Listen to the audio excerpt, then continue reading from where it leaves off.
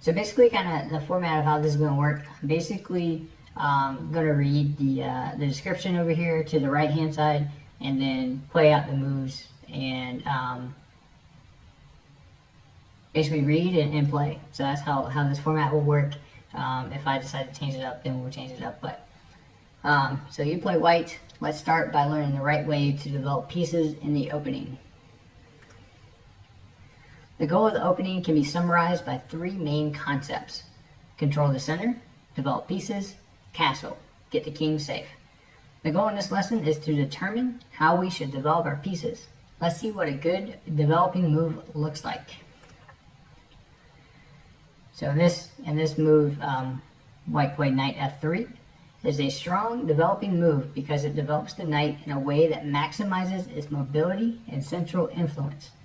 From f3, the knight controls d4 and e5, two important central squares.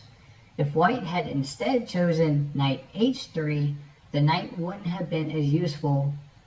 From h3, the knight would only have access to g5 and f4, but no central squares. Bottom line, develop in a way that helps you control the center. So here you can see black play knight a6. And this is a poor choice because this move doesn't help black control the center. As you can see, this knight doesn't have many options from a6. If instead black played knight c6, then black would have influenced the important d4 and e5 squares. Let's see what happens after white plays knight c3. And now black plays knight h6 is just as bad as knight a6. Black's knights do not control the center, and in the best case scenario, can only control 4 squares each, whereas white's knights control 8 squares each. After e4, white fully controls the center, thanks entirely to white's good development and control over the center. Black is unable to play d5 or e5 without facing capture from white. Black cannot occupy the center and is now destined to play a cramped position with hardly any options. This was black's punishment for developing poorly with knight a6 and knight h6 and not focusing on the center. So why is controlling squares, especially central squares, so important? The more squares you control, the more options you have for your pieces. And the more options you have, naturally, the more good options you will have. Controlling central squares is important because often that's where your pieces, especially knights, stand very well.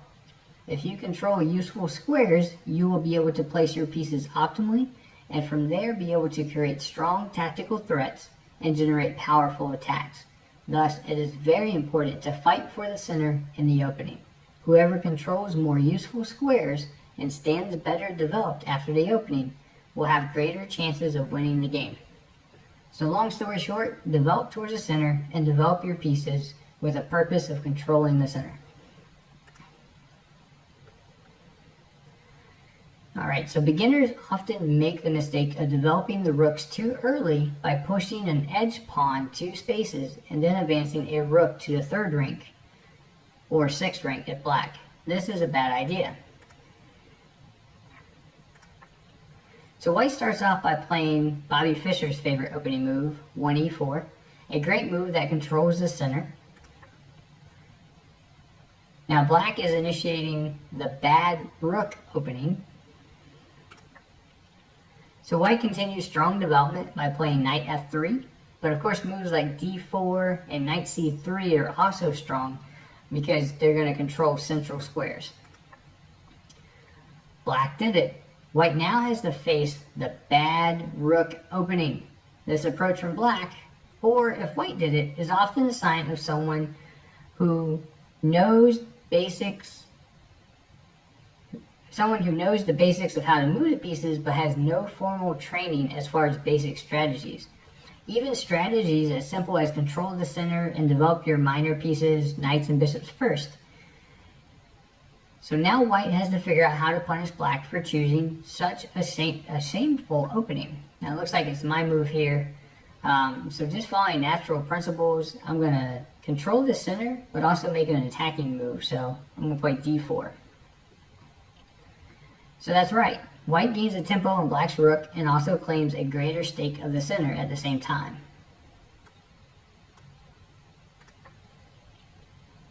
So white will keep taking advantage of this poor rook.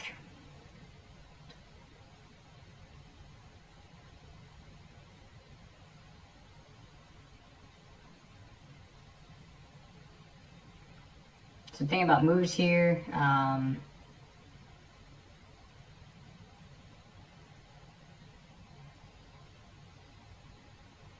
going to play knight c3. Very nice. So knight c3 develops a piece while protecting the e4 pawn, which black's rook was attacking.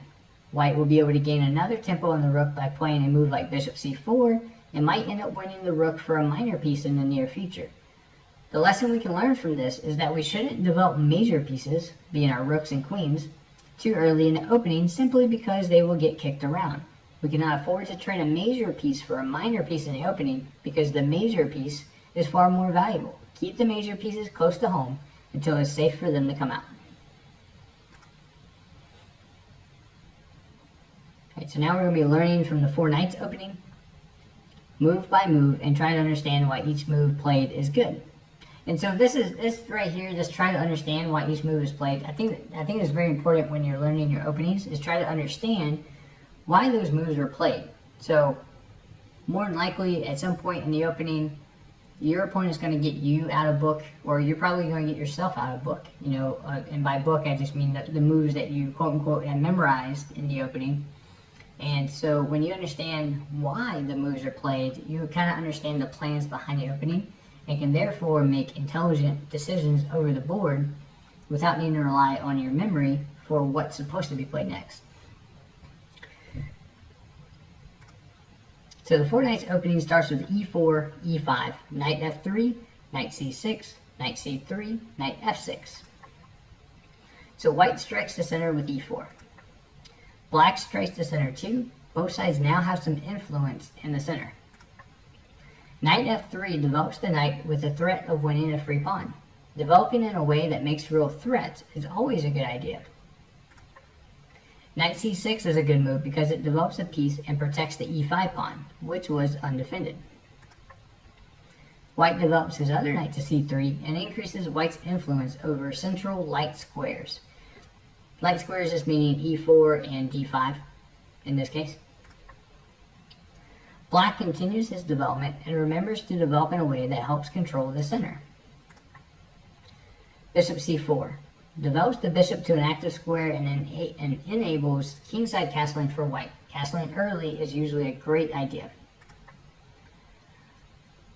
Here black played bishop c5, but he could also play knight takes e4, which leads to knight takes e4,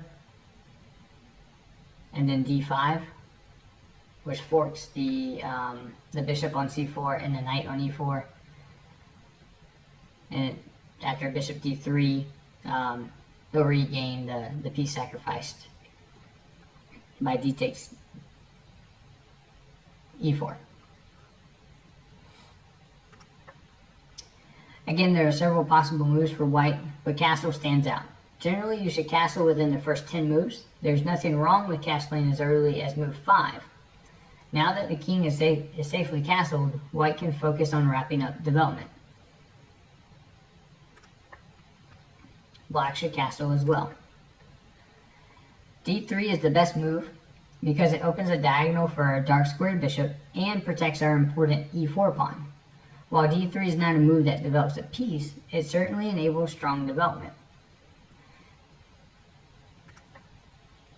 White would like to play bishop g5 and pin black's knight. Black should play h6 to prevent this pin and deprive white of this strong developing move. Making moves that prevent the opponent from developing optimally is often a good idea as well.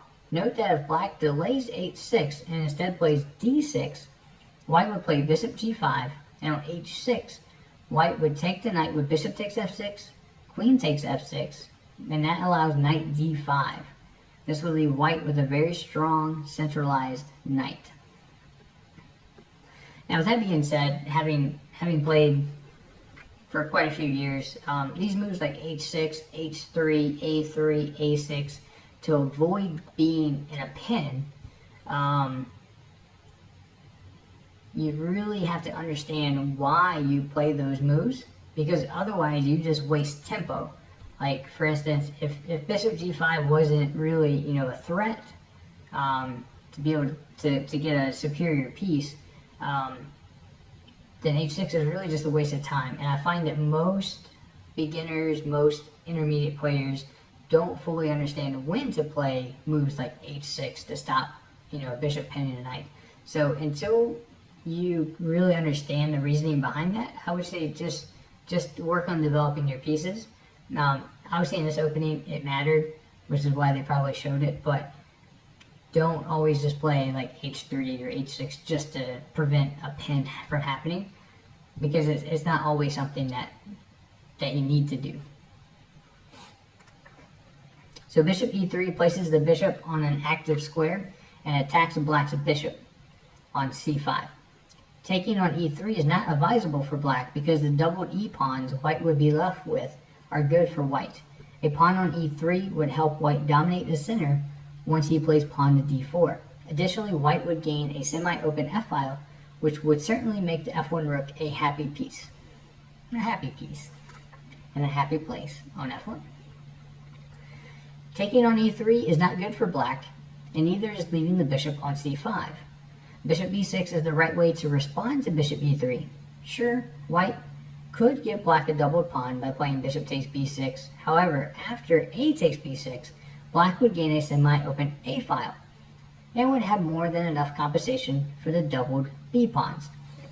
So this is something especially, you know, I struggle with, but definitely players below probably expert level, and maybe even expert, but I can't speak for expert players because I'm not there yet, is the idea of tension. And the idea of tension is the two bishops that you're seeing here, you know, one can capture the other. A lot of beginners just capture pieces because they think, well, if I capture pieces, then I'll get down to a simpler game and I won't hang a piece.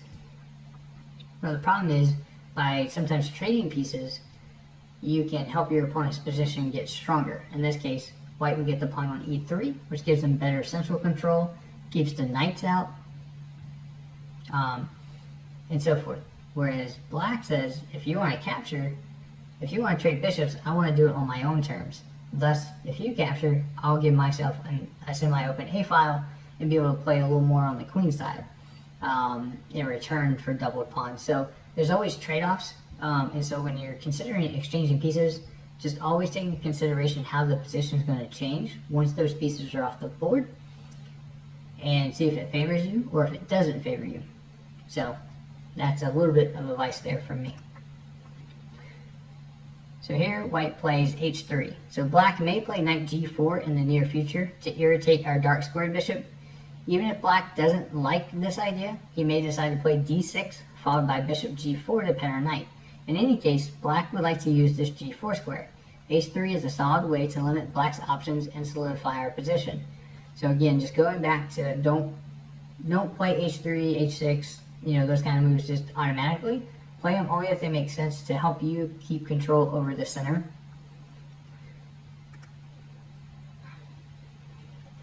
So now we're going to be learning from the Ruy Lopez. So it's time to dive into the popular Ruy Lopez opening. This lesson will explain the basics of the Ruy Lopez, also referred to as the Spanish, and relate it to key opening principles. So we already see a similar position of the four knights defense with e4, e5, knight f3, knight c6. And that's how the Ruy Lopez is reached. So white is looking to play a developing move that also applies pressure to black's center. So what's a good developing move that will apply pressure to black's center? And that is bishop b5. So this actually initiates the Ruy Lopez. This move develops a piece, enables castling, and seems to be threatening bishop takes c6, after which black's e-pawn hangs. And that's a tactic called removing the guard. So the knight on c6 is guarding the pawn on e5. So it looks like white is threatening to play bishop takes c6, and then after black captures back, then play knight takes e5. But that doesn't work and I'm not sure if this lesson will show it or not. So 3a6 is the most common move, but knight f6, called the Berlin defense, is often played as well. So bishop takes c6 causes a dent in black's position and removes the defender of the e5 pawn. This is called the exchange variation or the exchange Roy. So black should play d takes c6. After d takes c6, if white plays knight takes e5, black can fork white's knight and pawn by playing queen to d4. Black is perfectly solid here. So if we're talking about a developing move, so just a couple ones that kind of, jump out at me is castles, knight c3. Castles right away looks good because then you are threatening knight takes e5, but I mean you can also play d3. You can play knight c3. That would also guard e4, thus threatening knight takes e5. So a couple different ways to play here. I think just castling would probably be the correct answer. So black's e5 pawn is not hanging, so white should go ahead and just castle. White will soon play d4 and enjoy a small positional advantage due to extra space and a better pawn structure. Also note that black's e5 pawn will remain unprotected, and black will have to spend a turn defending this pawn.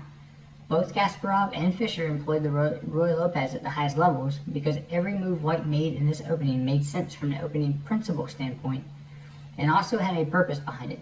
Developing with a purpose is vital, and for beginners and intermediate players, becoming proficient at finding strong developing moves is all it takes to play the opening well. There is no need to memorize opening theory until a much higher level. Make sure every move you make is worth the cost you pay for it, and that cost is a turn. Opening greed. So while taking free pawns is often a great idea, overdoing it is not. Each turn spent taking free pawns is each turn not spent on developing pieces. We will see the drawback of being too greedy in this lesson. We will take a look at the Danish gambit, which can be reached after e4, e5, d4, e takes d4, and c3. So e4, e5. Now white plays d4, offering up a pawn.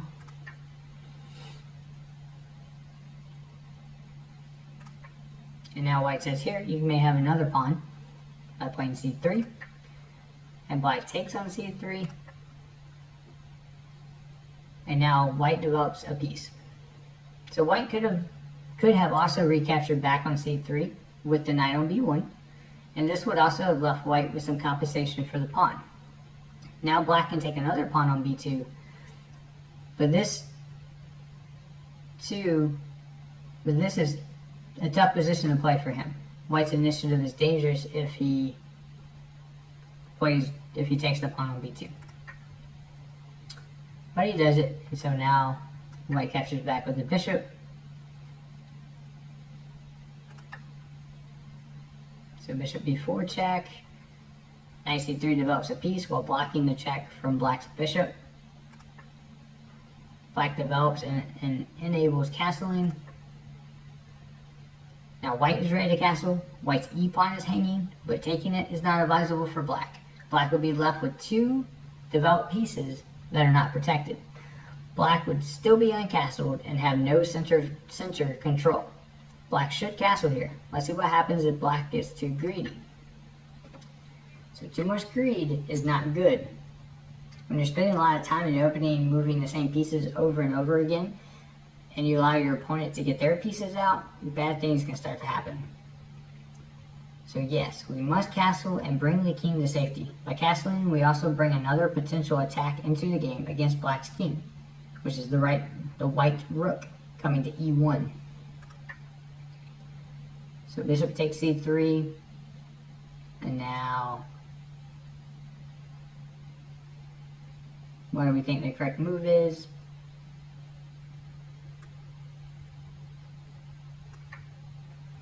So white should recapture with the knight because we want to keep our bishop pair. Bishops are superior to knights in open positions because open diagonals give them great scope. And just an open position is one that you're seeing here. I mean, there's no pawns in the center. Pieces can move from one side of the board to the other. So that's considered an open position. And so bishops are going to reign true there, which is why I took with the knight, because I didn't want him to take back. Like if I played bishop takes e3 and then knight takes e3, I've kind of lost some of my attacking chances. I'm still doing great, but it has been reduced a little bit because I don't have that bishop there. So knight takes e3, and bishop takes e3. So white's bishops stand very well in c3 and c4. Black still isn't controlling the center and has no pieces developed. Black is nearly lost. Black's only playable move is queen g5. Castling will actually lose on the spot.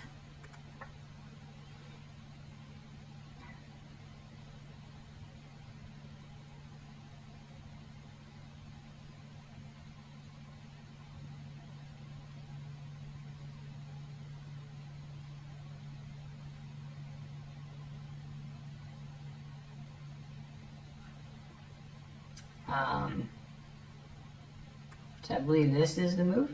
So yeah, so white has a forced mate. So this is threatening mate on g7. Black tries to defend, but mate is inevitable because now I can just play my queen here. So black's kingside dark squares are defenseless. Black's f pawn is pinned, thus immobile, and there's no defense to the mating threat on g7.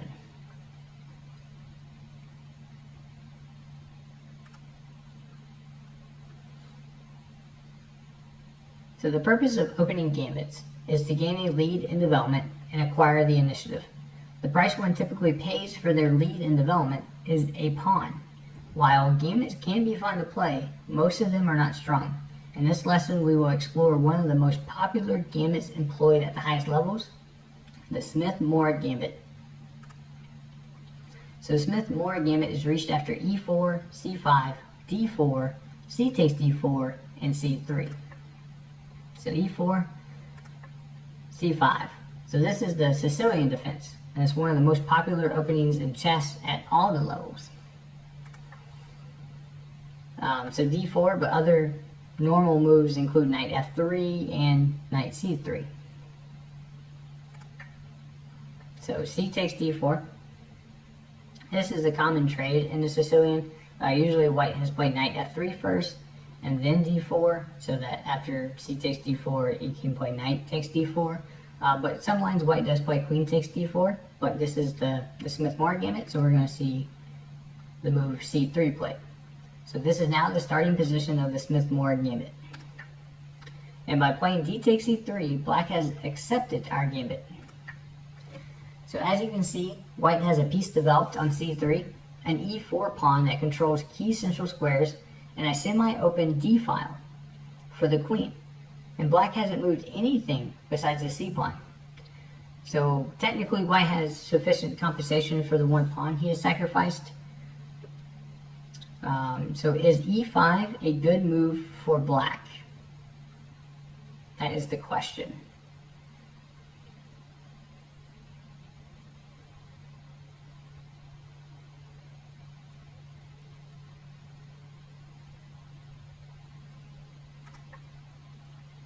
So it says e5 would not be a good move for black because after bishop c4, the f7 pawn would be hard to defend. Being behind in development and having the weak f7 square exposed certainly cannot be good for black. Black's f7 square would be safe with a pawn on e6. And here black played d6, but he could have played knight c6 or e6. And those are all fine. So with white having a lead in development and now having a bishop aiming at the f7 square, black needs to be careful. If black plays e6, the opening would continue with knight f3, then knight c6, then castle by white, bishop e7, queen e2, knight f6, and castles for white. Again, he's got some editing issues here. And this is where white still has the initiative and a lead in development as compensation for one pawn. So let's see how the game could end quickly if black is not careful. So knight f6, it develops a piece and definitely follows opening principles. However, it is important to make sure each move you make in the opening is also tactically justified.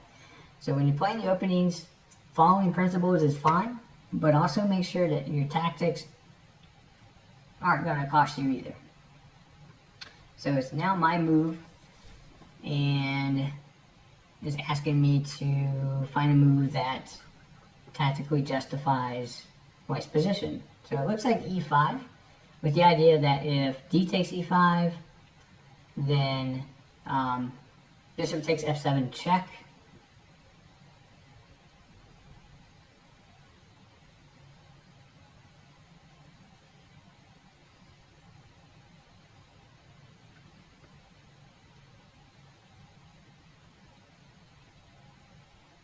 Yeah, I think e5.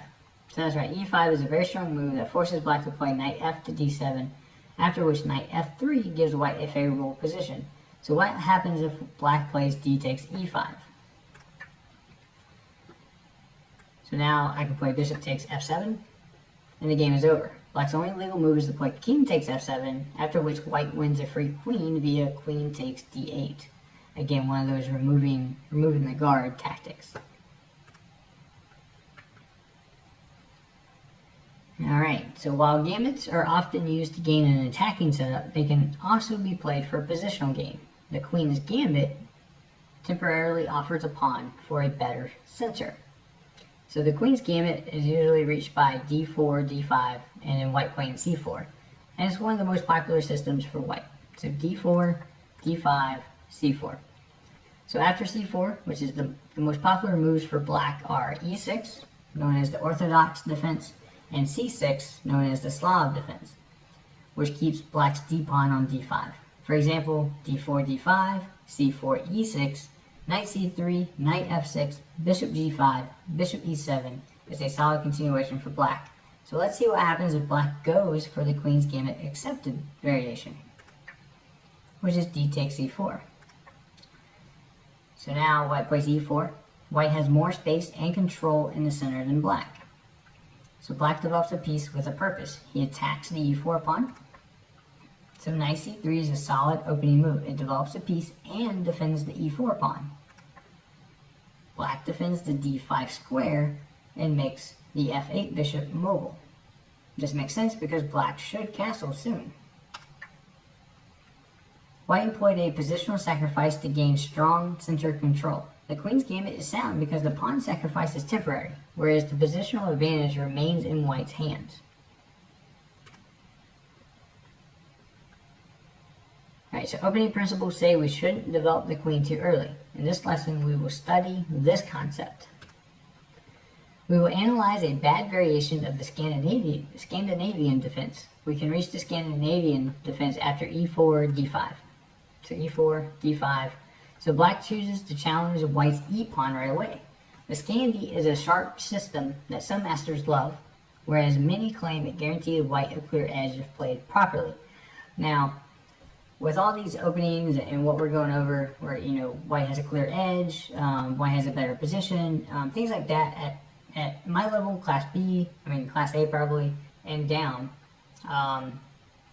what grandmasters say about openings, it doesn't matter as much for us, because our opponents aren't going to know the little reasons why the openings are better. So as long as you're following opening principles, not falling for tactics, you can play pretty much any opening you want. So, but just my little 2 cents. So e takes d5, and now queen takes d5. So the reason many players question the Scandi is because knight c3 gains a tempo on the queen. It turns out that black's queen is well placed on a5 or d6, and even world champion at the time, Vishianen, had employed this system as black. So after knight c3, black should place the queen on a square where she cannot be attacked. Again, queen a5 and queen d6 are fine options for black. Queen e5 check is a weak move because black spends a turn to give a check that doesn't do anything besides allowing white to continue developing his pieces. Don't move the same piece twice in the opening unless you have a very good reason to do so. So bishop e2. So develops a piece, gets out of check. Black develops his bishop and creates a mini trap. Do you see it?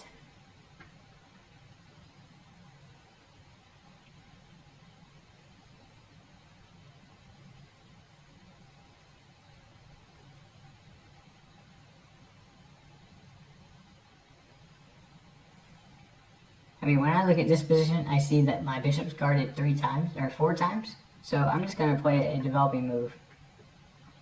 So white should play d4, which gains space in the center and keeps black's queen. Knight f3 looks like a good move, but it would be a mistake because after bishop takes f3, white has to play g takes f3, which ruins white's pawn structure. White needs to remember that his e2 bishop is currently pinned. So black's queen gets kicked around once again. Now d5 and f3 are both very strong moves. After d5, black's queen has to move yet again, and the opening is not going well for black. Queen e5, so black is stubborn and refuses to retreat the queen back to a square such as d7. Keeping the queen in the center won't go well for black. Bishop e3, it develops the bishop to a good location. The bishop covers 2 good diagonals from e3, and this move also unpins the e2 bishop. So again, white is playing moves that have purpose, get his pieces out, while black's been moving his queen all around the board. So bishop takes e2, queen takes e2, knight f6. So black finally develops another piece, but it is already too late. White has an overwhelming lead in development, and the position is hopeless for black. Knight f3. This definitely is a nightmare for black. White gains another tempo and has now almost finished development. Poor black has to waste another turn. After queen d6, white can continue with either the simple castle queenside or the tactical knight b5. Both moves give white a winning position. From this example, it should be obvious that letting your queen get kicked around the opening is not good. Avoid this by keeping the queen close to home. Alright, so this is a common opening mistake beginners make, is unnecessarily delaying castling. So they don't castle. They think their king's safe, they think it takes too much time, and they just don't castle. It is often easy to take advantage of this mistake by preventing them from ever castling. If your opponent can't castle, the king will remain vulnerable throughout the game. It is white's turn to play. Both sides have equal material, but black hasn't castled. So how can white exploit this situation? It looks like we can just play bishop a3. So the a3 f8 diagonal is now under white's control, and black can no longer castle. This move is also an example of developing with tempo, as black's queen has to move now. So black has no good moves. On queen d7, either knight takes e5 or queen c3 would prove white's advantage.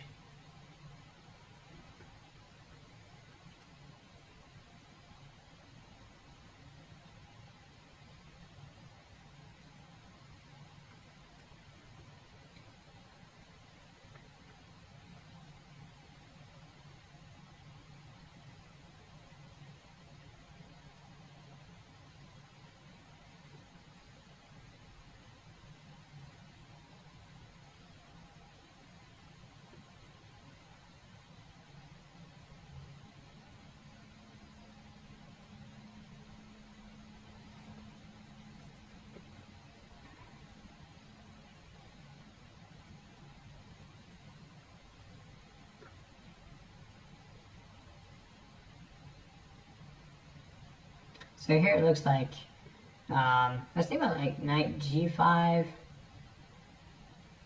hits the queen again, the queen is basically forced to either c8 or d7.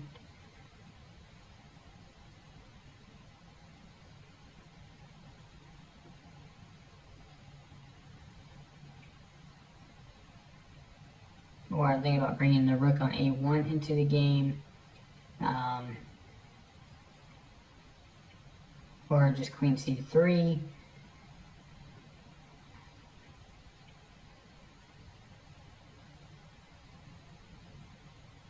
And I think maybe queen c3, and then after knight d7, then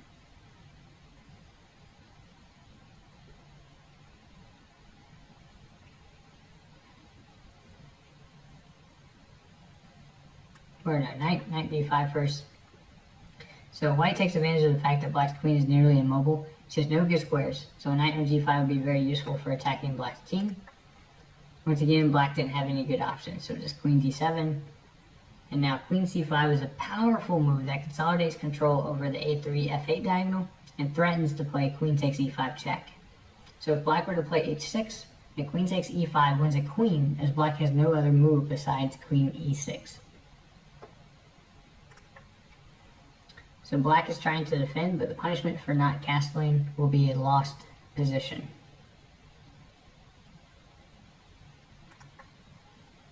So queen a5 attacks the c7 pawn and allows the a3 bishop to attack black's queen. Black's queen is tied down to the defense of the e pawn. This is black's only move because he has to defend the e5 pawn. And now knight f3 again.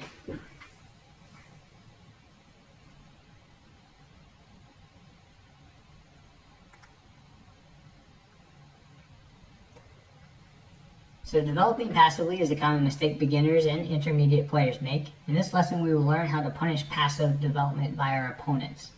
So this is something I see a lot too, is people develop their pieces but they only put them like on the second rank, like right in front of their other pieces. So you can get into a lot of trouble this way too if you're not developing your pieces actively towards the center. So this position was reached after e4, e5, knight f3, d6, d4, knight d7, bishop c4, and bishop e7. So black has developed rather passively and doesn't have a stable position. Is it possible for white to take advantage of black's passive development?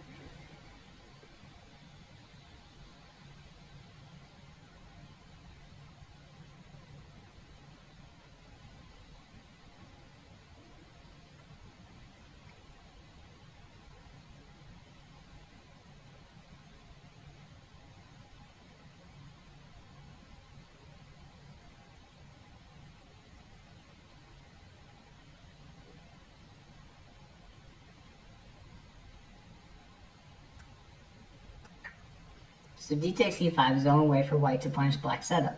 This move ultimately gains white a pawn. Besides the material gain, white will stand strong positionally as well. On d takes e5, white has queen d5, which wins a free knight after knight h6, and bishop takes h6, followed by castles, because otherwise there's checkmate on f7.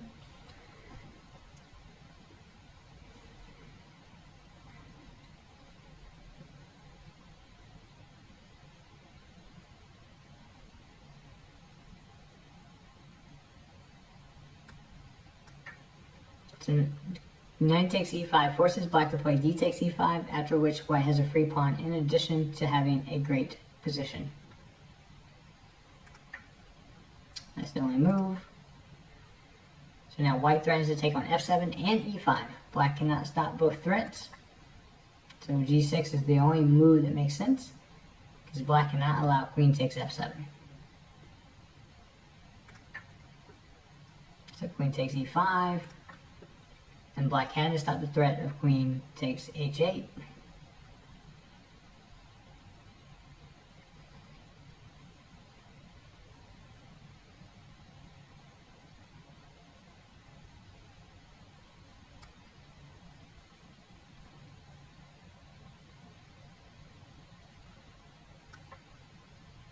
So bishop h6, so this was something that was taught in the previous lesson, was to stop your opponent from castling, and so this develops a piece and prevents the king from castling.